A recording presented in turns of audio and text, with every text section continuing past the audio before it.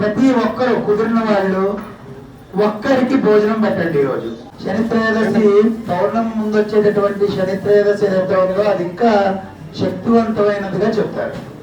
కాబట్టి ఈరోజు ఇక్కడ ఏలినాటి శని, అర్ధాష్టమ శని, అష్టమ శని, కంటక శని, ఇలాగా ఎవరికైనా దోషాలు ఉన్న వాళ్ళు ఉన్నారా?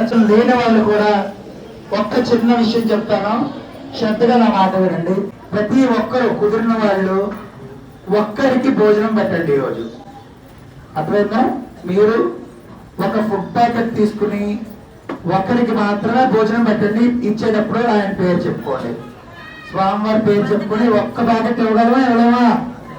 గట్టిగా ఒక్క ప్యాకెట్ పెట్టండి. ఏ దోషం లేని వాళ్ళు కూడా ఇస్తే చాలా మంచి జరుగుతుంది. చాలా బాగా గుర్తుపెట్టుకోండి, ఒకరికి మాత్రమే. మీరు ఇంట్లో వండుకునే స్తోమత, నేను 100 రూపాయలు లేదు ఫుడ్ ప్యాకెట్ కొనలేదు అన్నారనుకో, ఉంటుంది ఆ పరిస్థితి, నాకు తెలుసు. మీ ఇంట్లో అన్నము, పప్పు, పెరుగు, మంచినీళ్ళు, 10 రూపాయలు వాటర్ బాటిల్ ఇవ్వండి. పరిపూర్ణంగా ఇవ్వాలి. ఇస్తే దాని ఫలితం అక్షయం అవుతుంది. స్వామివారి అంటే శనిగ్రహం యొక్క పేరు చెప్పి, కాబట్టి ఆయనకి ప్రీతికరమైనటువంటి 7 నామాలు, శని సప్తనామాలు చెప్తాను, అందరూ గట్టిగా చెప్పాలి.